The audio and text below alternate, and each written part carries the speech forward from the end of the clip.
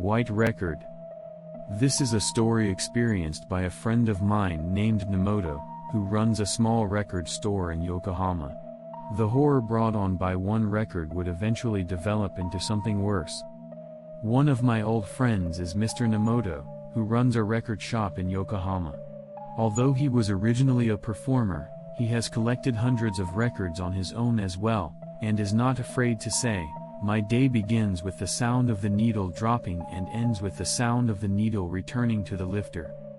Although he had a part-time job in the store, he always made sure to listen to all the records himself before putting them on the shelves. Rather than inspecting the products, he would listen to them first and then taste them. Whenever I have a drink with him, he always tells me his thoughts on the records. The other day, however, he contacted me, unusually not with an invitation for a drink, to tell me that he had found a really strange record. One day he was attending a distant event and left the store to a part-time female student during the day. When he returned to the store, she approached him. "I took in a customer who came in just now to sell a very unusual record. I don't even know if it's worth the price, but I wanted to take it in to have the manager take a look at it just in case."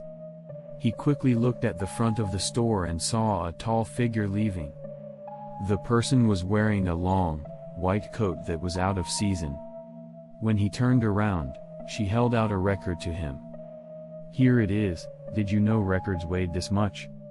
It was a white record I had never seen before. It was not the usual black color, nor was it fashionably colored. It was somewhere between white and skin-colored, and it was hard to tell whether it was cloudy or translucent. It had no luster peculiar to records and was heavy. When Mr. Nemoto put his face close to the vinyl to inspect it closely, he could smell a foul, animal-like odor, and the edges were covered with shavings and burrs from the record's molding process. Nemoto-san, who had seen hundreds of records, was dubious, but at the same time, he was excited about the unknown record. "So, have you listened to it? And what about the jacket? Just the inner sleeve?" "There is no jacket, and the sleeve is also provided by us. The customers bring in their records with the sleeves bare. As for the contents, is it going to be jazz? Female vocals, rowdy drums and bass. It's a pretty old recording. I'll listen to it later. I'll give it a listen later." In the meantime, it was already past closing time, so he changed the sign to close and started to listen to the white record. However, she followed him and started talking to him. Thinking back, it seemed that she had been asking how Mr. Nemoto was doing the whole time. The manager. "What? I've only listened to that record for a little while. It was kind of weird. I don't think you should listen to it all the way through just because it's a rarity. This record kind of scares me." Nemoto was a little surprised, since she was the kind of girl who didn't usually give him her opinion about his work. Also, records aren't meant to be recorded. I think that kind of thing can easily trap spiritual things. I don't believe in that kind of thing. With that, Nemoto set the record in the player and dropped the needle. Without any prelude, a woman's singing voice suddenly echoed through the restaurant. The drums and bass were terrible, even if avant-garde, and it was almost noise rather than music. I think this must be a record that the seller somehow made as a hobby when she was young, and it might not be something that can be distributed very well. As I spoke to her, she looked out of the store, wide-eyed and trembling. The manager. The entrance of the store was made of glass, and I could see some figures there. "Totally, can't you see we're closed?" He was about to proceed to the entrance when he suddenly noticed something strange and stopped. The shadows were all facing straight ahead. So, although their faces were supposed to be illuminated by the lights in the store, they were all black and his expression was not recognizable. It couldn't be. While he was stunned for a while, it did not move. I just knew that something was there, as if time had stopped. When he realized that it was not only the entrance to the store, but also the windows on the north and east sides, he hurried to stop the record. Silence fell over the store, and then he heard the noise of cars on the street and saw through the glass a view of the outside of the store that had been invisible to him earlier. The shadows of people have disappeared. She, a part-time worker, crouched down to hide behind the cash register and cried, "Manager, you might want to throw that away." "Yeah, sure." After giving her a ride home in a cab, he also went home, but with a white record in his handbag. I could not resist the allure of the bizarre record. His home is on the second floor of an apartment building about a 20-minute walk from the station, the room farthest from the stairs. It is a corner room, so as long as you are careful about the position of the stereo, you can enjoy the records relatively freely. That one at closing time was an undeniably terrifying experience, but he dropped the needle on the white record for one more listen before bedtime. My day has got to end with a record. As he dropped the needle, a faint noise leaked from the stereo. For a moment, I thought it was a mistake at the store and that nothing would happen.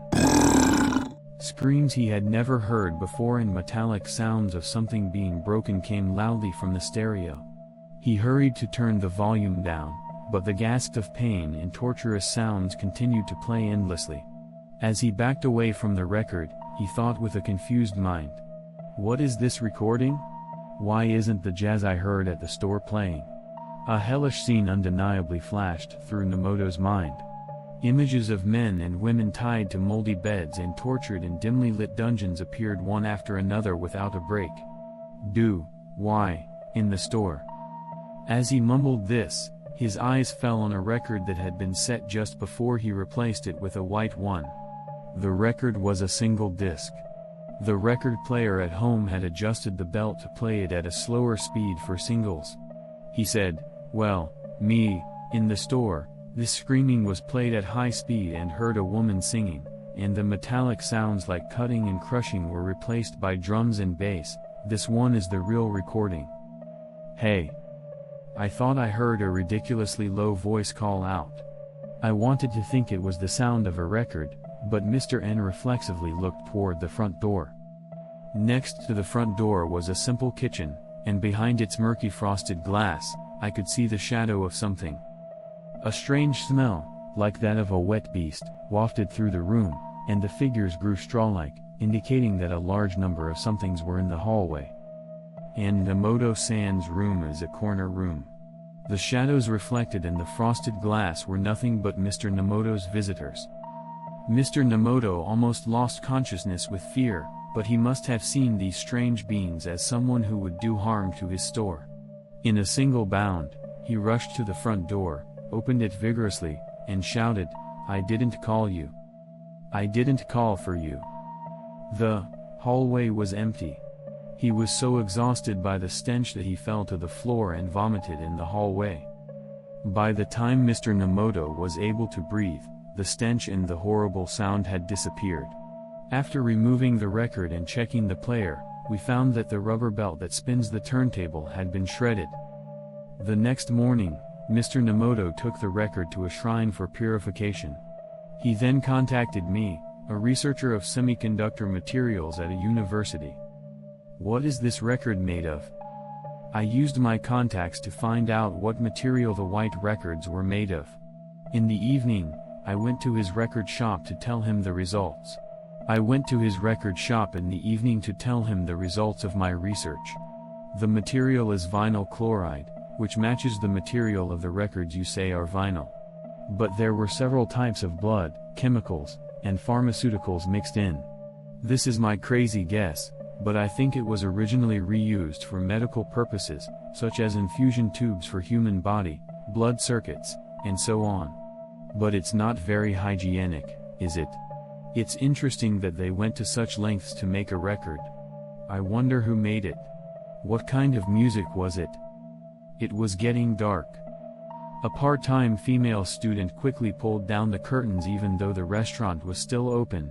It used to be more open, with no curtains, and began to hang a curtain that looked somewhat out of place at the entrance. After Mr. Nomoto finished telling me what had happened, I felt a slight pain in my fingertips and silently went to the bathroom to wash my hands. My fingertips were marred by unsanitary burrs from the edge of the white record. Discs along the fingerprints. This is the end of this story. Thank you for listening to the end.